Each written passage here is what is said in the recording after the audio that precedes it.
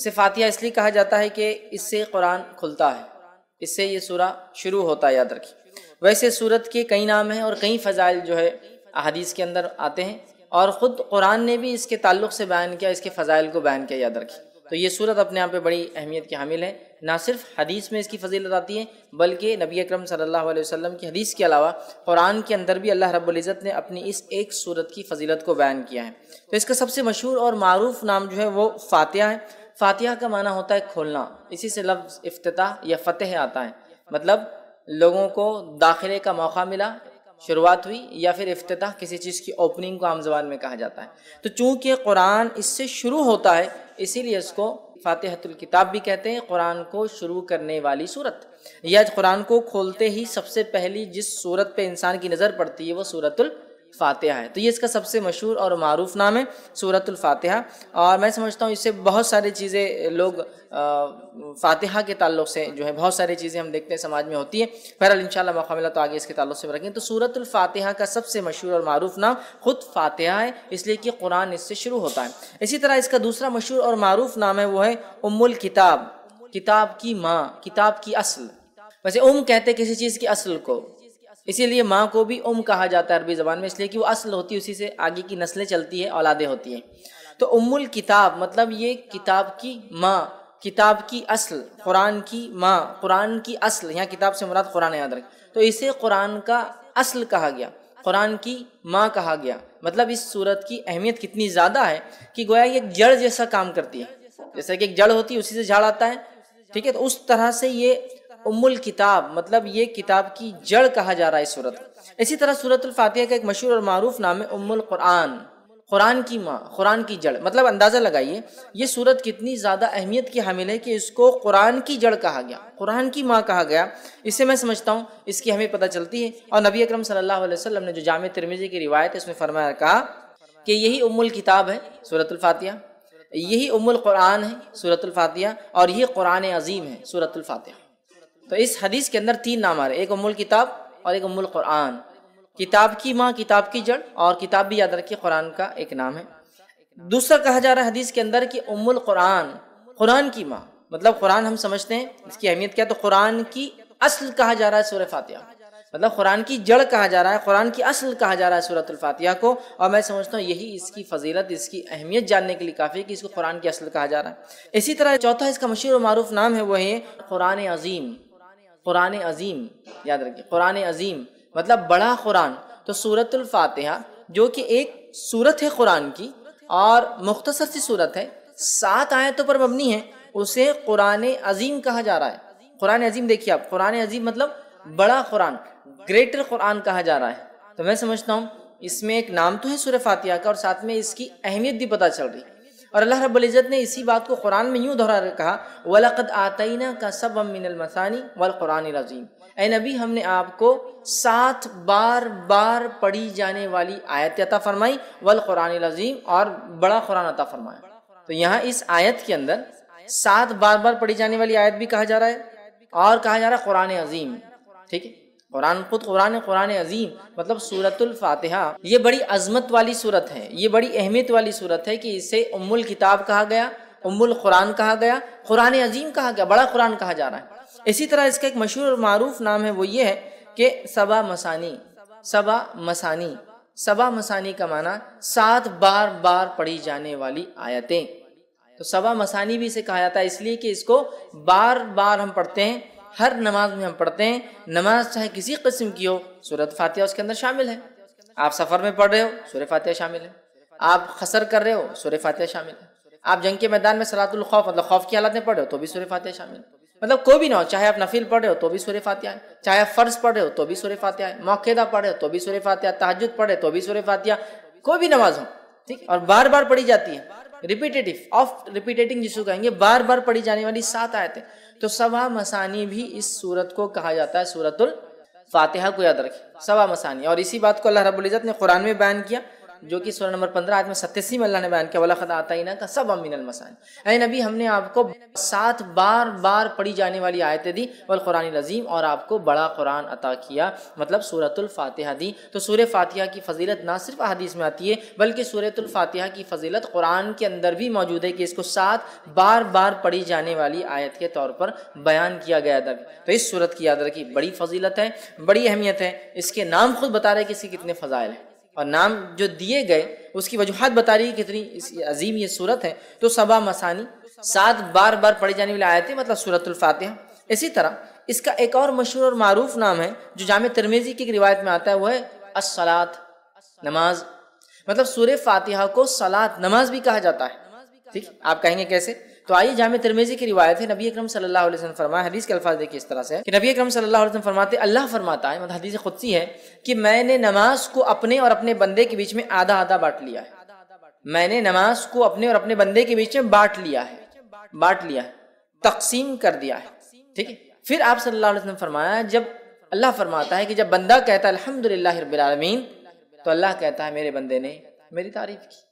مطلب جو بندہ ایک آیت پڑھتا جاتا ہے تو اللہ رب العزت اس کا جواب دیتا جاتا ہے بندے کو۔ تو یہاں اس حدیث میں جو جامع ترمذی کی روایت ہے، نبی اکرم صلی اللہ علیہ وسلم فرمایا کہ سورۃ الفاتحہ کے تعلق سے اس کو صلاۃ کہا گیا، الصلاۃ، مطلب اس کو نماز کہا گیا، یاد رکھیں، سورہ صلاۃ، تو اس کا ایک نام سورہ صلاۃ بھی ہے، نماز، یاد رکھیں۔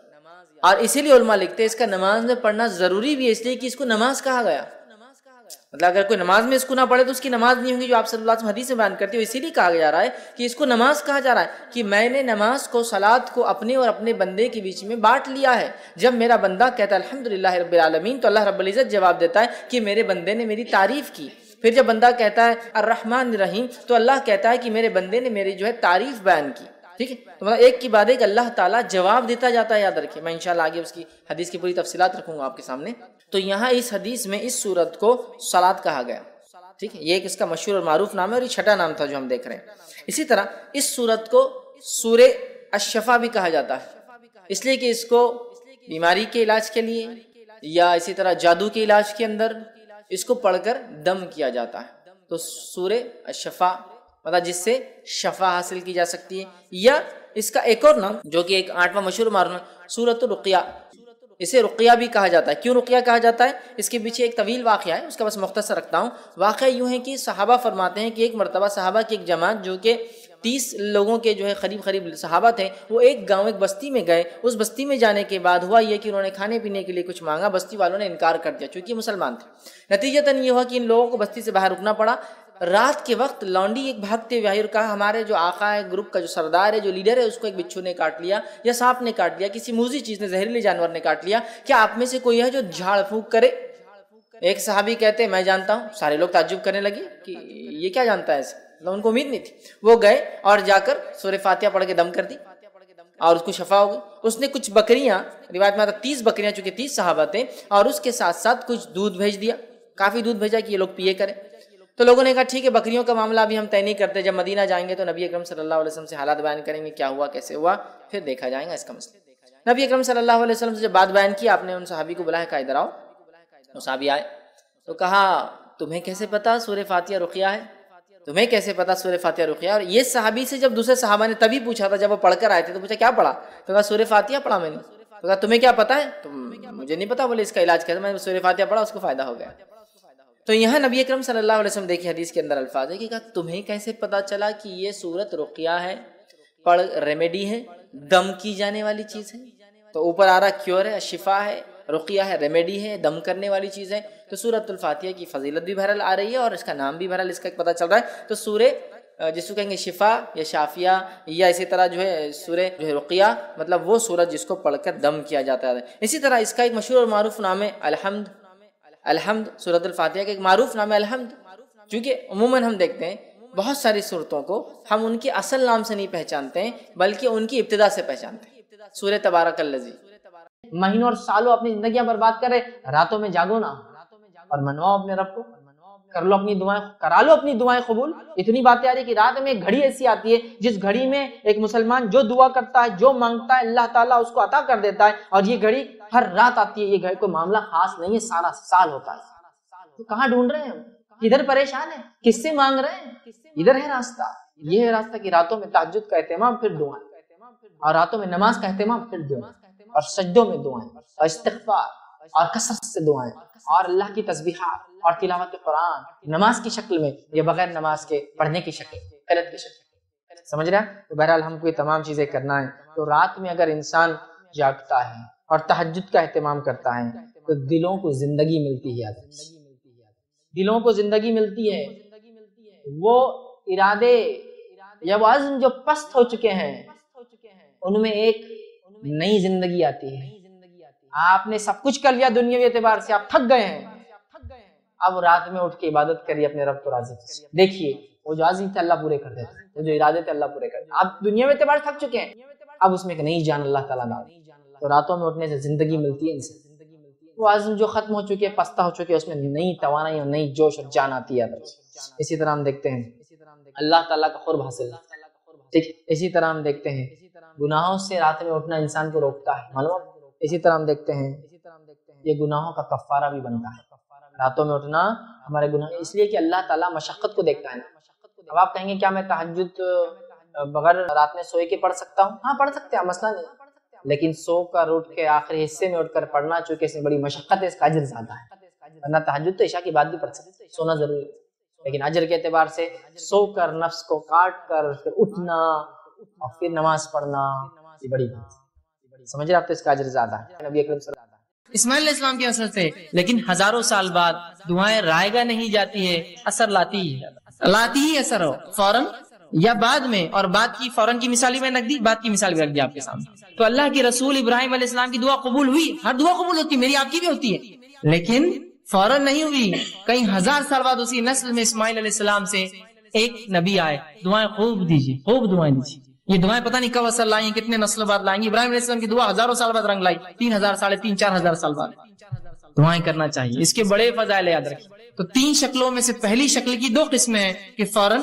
اور دیر سے، لیکن یاد رکھیے اللہ رب العزت دعا قبول کرتا ہی ہے، دعا کبھی رائے گاہ نہیں جاتی، کبھی اپنی دعاؤں سے مایوس مت ہوئیے کہ میں نے دعا کی اور قبول نہ ہوئی۔ اسی طرح جو شخص جو ہے حاجت طلبی کے جو ہے ذریعہ دعاؤں کو سمجھتا ہے اور جب حاجت اس کی پوری ہوگی سمجھتا ہے دعا غنیمت ہے، وہ شخص ایسا سوچ کر جو ہے بہت بڑی غلط فہمی کرتا ہے اور اس کی وجہ سے بہت سارے غلط اس کے نتائج نکل جاتے ہیں۔ اور ایسا شخص جو یہ سمجھتا ہے کہ دعا ایک ایسی چیز ہے کہ اس کے کرنے سے میری حاجت پوری ہوں گی اور بعد میں عام حالت میں دعا نہیں کرتا، اس شخص کی مثال ایسی ہے کہ ایک آدمی جہاد کے لیے جائے اور اس کی نیت ہو مال غنیمت ملے مجھے، تو کیا ایسے شخص کو جہاد کا ثواب ملتا ہے؟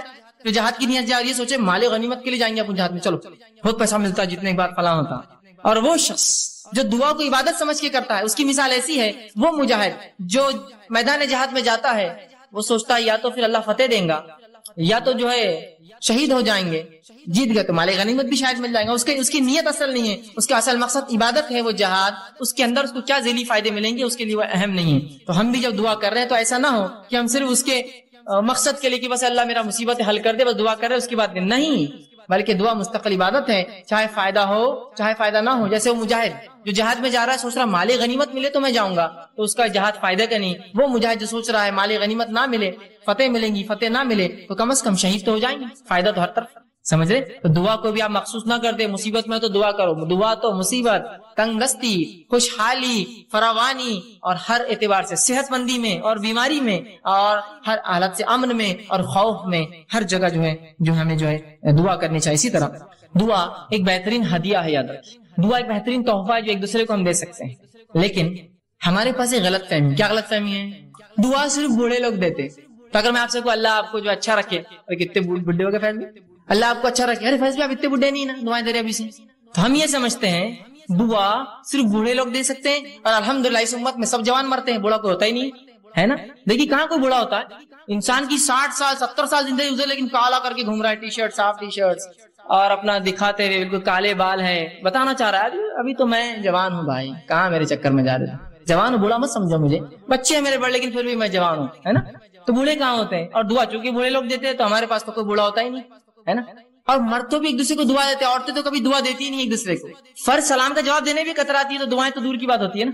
اگر کوئی ایک خاتون کو دوسری خاتون کر دے السلام علیکم بولتی ہے، تم نے ہم کو سلام کیے، بولتی ہوں کیوں پہچانتے ہم کو نہیں، ادھر ادھر لینے آنے والے کے بعد میں نہیں ایسا بھی نہیں.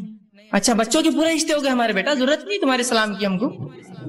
اس کے پیچھے مقصد دیں گے کس لیے دعا, کہے کے لیے سلام, سلام دعا نہیں کیوں دے رہے تم, اتنی کنجوسی ہو گئی ہے نا. اور عورتیں بھی بوڑھی نہیں ہوتی تھی, اس لیے کوئی ہوتا نا, بڑا ایک زمانہ تھا دعائیں دیتے تھے, عورتیں کثرت سے دعائیں دیتے, آج کوئی نہیں تھا, اس لیے کہ دعائیں بوڑھے لوگ دیتے, اور اس امت میں ماشاءاللہ سب جوان مرتے, بوڑھا کوئی ہوتا نہیں ہے, لہٰذا دعا کی ضرورت نہیں. دعا دیجیے کثرت سے, ایک دوسرے کو دعا دیجیے. دعا ہدیہ ہے ایک دوسرے کو جو ہم دیتے, تحفہ ہے, کچھ نہیں دے سکتے, دعا تو دے سکتے ہیں نا. دوسرے ہدیوں کو پیسہ لگتا ہے, جیب خرچ ہوتا ہے, کچھ مت کیجیے, دعائیں تو دیجیے اچھی اچھی. میں ہرگز یہ کہنا نہیں چاہ رہا تحفے دیجیے مت, صرف دعائیں دیجیے, لیکن دعائیں دیجیے لوگوں کو, یہ بہترین ہدیہ ہے. نبی اکرم صلی اللہ علیہ وسلم جب صحابہ کچھ اچھا کام کرتے اسلام کے لیے اور دین کے لیے, شریعت کے لیے, دعائیں کا تحفہ دیتے. چونکہ آپ کے پاس مال و دولت کہاں کی ہوتی, جو آتی خرچ کر دیتے, دعائیں دیتے فوراً. عثمان ابن عفان رضی اللہ عنہ نے جنگ تبوک میں خوب مال خرچ کیا, اللہ کے رسول نے خوب دعائیں دی ان کو, خوب دعائیں. ہدیہ ہے, دیجیے دعائیں دوسرے, سلام کی شکل میں, سلام سے ہٹ کی مصیبتوں کی دور کرنے کی شکل میں, یا مختلف دعائیں جو آپ کو لگے اس کی پریشانی, میرے بھائی میری بہن کی, میرے دوست کی, میرے رشتے دار کی, خوب دعائیں دیجیے ایک دوسرے. اور یہ دعاؤں کا چلن بالخصوص ہم دیکھتے ہیں ہند پاک میں, بر صغیر میں بہت کم ہے, چونکہ ہمارا تصور کچھ اور ہی ہے. ایک غلط فہمی کی بنیاد پر ہم دعا نہیں دیتے, تو میری دعا کہاں اللہ سنتا, میری کہاں قبول ہونے والی, دعاؤں کا معاملہ نہیں. لیکن آپ جائیں گے اگر اہل عرب کو آپ دیکھیں گے تو ماشاءاللہ ان میں آج بھی دعاؤں کا بڑا سلسلہ ہوتا ہے. کوئی بھی عرب سے آپ ملیے, اتنی دعائیں دیں گے آپ کو, کیسے ہے, گھر کے حال کیا ہے, اللہ اچھا رکھے, اللہ برکت دے, اللہ تیرے مال میں برکت دے, بچوں میں برکت دے, خوب چلتی. اس کی 5 منٹ دعائیں چلتے رہتی ہیں. پھر جاتے وقت 5 منٹ دعائیں, 2 منٹ کی اصل بات تھی, میں کام سے آیا تھا, 5 منٹ دعائیں پہلے, 5 منٹ بعد دعائیں چلتے رہتی ہے. اس کی جانے جانے دعا کرتے رہیں گا اس کو, اللہ اچھا لگے, فی امان اللہ, دعائیں کرتے رہیں گے. دعاؤں کو رکھیے, اس کو چلن معمول بنا دیجیے, اپنی زبانوں کو تر رکھیے دعاؤں سے ایک دوسرے کے لیے. کچھ نہیں تو کم از کم لفظی تو کنجوسی مت کیجیے. ایک دوسرے کو خالی دعائیں دینے میں کیا جاتا ہے, دعاؤں کو خوب یاد کیجیے, ایک دوسرے کو خوب دعائیں دیجیے. عربی نہیں آتی ہے کوئی مسئلہ نہیں, اردو میں بولیے, کوئی عربی میں ہی کرنا شرط نہیں ہے. دعا جو سنت سے ثابت دعائیں اس کو عربی میں ہی کرنا, اس کا اصل ثواب تبھی ہے. لیکن نہ یاد ہو تو کم از کم اردو میں تو بول سکتے ہیں نا, اللہ اچھا رکھے, خوش رکھے, برکت دے, یہ تو اتنا تو بول سکتے ہیں نا. نہیں دعا دینے میں بہت شرم آتی, کیوں گالیں دینے میں شرم نہیں آتی تم کو کبھی؟ صرف دعا میں شرم, تم کو پورے دینی کام میں شرم اور حیا اور سب آتی ہے. نماز پڑھو تو شرم آ رہی, دعا دو تو شرم آ رہی, یہ کرو تو شرم آ رہی, اذان دو تو شرم آ رہی, باقی سب ننگے دھڑنگے کاموں میں ہم کو شرم نہیں. کھل کر ڈٹ کر سڑک پہ کھڑ رہے کہ پچکاریاں مار رہا, اس کو شرم نہیں آیا, کیا دعا نہیں بہت شرم آتی, دعا اچھا نہیں دکھتا اتنے بڑے لوگ دعا دینا, یہاں پچکاری مارنے کی شرم نہیں آتی تم کو. تو جہاں شریعت ہے وہاں شرم و حیا لالی, اور جہاں شرم و حیا ہونا تھا کہ سڑک پہ کھڑے کہ شرم کرو, تھوک رہے ہو تم سڑک پہ, ویسے سڑک پہ تھوکنا بھی درست نہیں, بیچ میں بازو جانا چاہیے, اور اس پر ایک گندی چیز کھا کے تھوکتے ہو جسے دھبے لگتے ہیں عمارتوں پر, زمین خراب ہوتی ہے. اب ہمیشہ کہتا ہوں امت ہوتا ہے نا, امت مسلمہ کیا کہ نوجوان کچھ جمع ہو جائے, کچھ افراد جمع ہو جائے, اور جب وہاں سے چلے جائے تو آپ پہچان سکتے ہیں یہ مسلمان نوجوان جمع ہوئے ہوں گے وہ پچکاریوں کے دھبوں سے. جانور کا ریوڑا اگر رات میں کہیں رکے اور نکل جائے تو اس کی غلاظت سے پہچانتے نا, یہاں جانور رات میں رکے تھے, تو ویسا آپ پہچان لیں گے مسلمان برابر آئے تھے, یہاں برابر دکھ رہا ہے, پوری میری دیوار خراب ہوگی, گاڑیوں پہ پچکاریاں پڑی ہوئی ہے, فلاں چیز بھی انہوں نے خراب کر دی, اندازہ لگائیے. تو شرم کیجیے برے چیزوں میں, اچھی چیزوں میں آگے بڑھیے, پہل کیجیے دعائیں دینے میں. تو دعائیں کوئی بوڑھے اور جوان کا مسئلہ نہیں ہے, مرد اور عورت کا مسئلہ نہیں ہے, دن اور رات کا مسئلہ نہیں ہے, عرب اور عجم کا مسئلہ نہیں ہے, عربی اور غیر عربی کا مسئلہ نہیں ہے. خوب دعائیں دیجیے, دعائیں تحفہ ہے, ہدیہ ہے جس میں. اسی طرح دعا مومن کا زبردست ہتھیار ہے, جو آج کا میرا عنوان تھا, دعا مومن کا ہتھیار. دعا مومن کا ایک اسپرچل ویپن ہے, یہ ایک ایسا ہتھیار ہے کہ جب پوری دنیا آپ کا ساتھ چھوڑ دیتی ہے, یہ ہتھیار آپ نکالتے ہیں, یہ چیز آپ کے پاس ہمیشہ لگی ہوئی, ایک زبردست ہتھیار, یہ مومن کا ہتھیار ہے. ہر مصیبت, ہر پریشانی اور ہر وقت جب دنیا آپ کی پوری بھی مکمل خلاف کھڑی ہو جائے, یہ ہتھیار آپ نکالیے, یہ ویپن آپ نکالیے اپنا, جو آپ کی مدد کریں گا. اللہ رب العزت نے اس تعلق سے سورہ نحل سورہ نمبر سورہ نمل سورہ نمبر 27 آیت نمبر 62 میں فرمایا, کہا امن یجیب المستر اذا دعوا ویکشف السوء ویجعلکم خلفاء الارض وآلہم. پھر آگے اللہ فرماتا ہے خلفاء الارض, اور فرمایا بھلا کون ہے جو بے قرار کی دعا قبول کرتا ہے جب وہ اسے پکارتا ہے. کیا فرمایا اللہ نے, بھلا وہ کون ہے جو بے قرار کی دعائیں, جب انسان پریشان, تنگ دست, مصیبت زدہ ہوتا ہے تو کون ہے اس بے قرار انسان کی دعائیں سنتا ہے. تو دعا میرا اور آپ کا ہتھیار ہے, اور ایک ایسا زبردست ہتھیار کہ جو آپ ہر وقت استعمال کر سکتے ہیں, اور مصیبت میں یہ ہتھیار تو بالکل آپ کا سب سے بالکل آخری ساتھی جس کو کہتے ہیں یہ آپ کے ساتھ ہوتا ہے. اور اللہ ہر کسی کی دعائیں سنتا ہے, جس کے تعلق سے اگر آپ واقعہ دیکھیں تو اللہ رب العزت نے یونس علیہ السلام کا واقعہ آتا ہے کہ یونس علیہ السلام سے ایک خطا یہ ہوئی کہ آپ نے, جب اللہ نے اس بستی پر عذاب لانے کا سوچا تو آپ نے سوچا دعوت پہنچا کے کیا فائدہ, نکل جاتا ہوں بستی سے. نکل کر چلے گئے, جب کشتی میں سوار ہو کے شہر سے جا رہے تھے, ہوا یوں کہ لوگوں نے کہا کہ ایک طوفان آ رہا ہے, اور طوفان سے بچنے کے لیے کشتی کو ہلکا کرنا پڑے گا، خرہ ڈالیں گے، لوٹ ڈالیں گے، جس کا نام آیا اس کو کشتی سے باہر پھینک دیا جائے گا۔ خرہ ڈالا گیا، یونس علیہ السلام کا نام نکلا، یونس علیہ السلام کا نام نکلا، لوگوں نے اٹھا کر کشتی سے پھینک دیا۔ جو ہی آپ کشتی سے گرے ایک بڑی مچھلی نکل کر آئی اور یونس علیہ السلام کو نگل لیا، نگل کے سمندر کے اندھیروں میں چلے گئی، وہ لے کر گہرائیوں میں چلے گئی یونس علیہ السلام کو لے کر۔ آپ تنہا ہے، مچھلی کے پیٹ میں ہے، مذاق نہیں یاد رکھیے، تنہا ہے، مچھلی کے پیٹ میں ہے، بڑی مچھلی ہوں گی، بہت بڑی، اور مچھلیاں بہت بڑی ہوتی ہیں، مچھلی کے پیٹ میں ہے، کوئی سننے والا نہیں ہو، کوئی دیکھنے والا نہیں۔ اس اندھیرے سے یونس نے آواز دی اپنے رب کو اور کہا، اللہ پر رب العزت نے اس بات کو اپنی کتاب میں سورہ انبیاء سورہ نمبر 21 آیت میں 87 اور 88 فرما کہا، فنادى في ظلمات ان لا الہ الا انت سبحانک انی کنت من الظالمین۔ یونس نے اس اندھیرے سے اپنے رب کو آواز دی ظلمات سے کہ لا الہ الا انت سبحانک، اے اللہ تیرے علاوہ کوئی ذات نہیں ہے، عبادت کے لائق تیرے علاوہ کوئی الہ نہیں ہے، انی کنت من الظالمین، میں گناہگار تھا۔ تو اللہ رب العزت نے یونس کی اس ظلمات سے آواز کو سنا اور نکال دیا یونس کو ظلمات سے باہر۔ تو اللہ رب العزت سب کی سنتا ہے، مانگنا تو آئے۔ یونس علیہ السلام نے اس گہرائی سے، سمندر کے اس گہرائی اور ظلمات سے آواز دی اپنے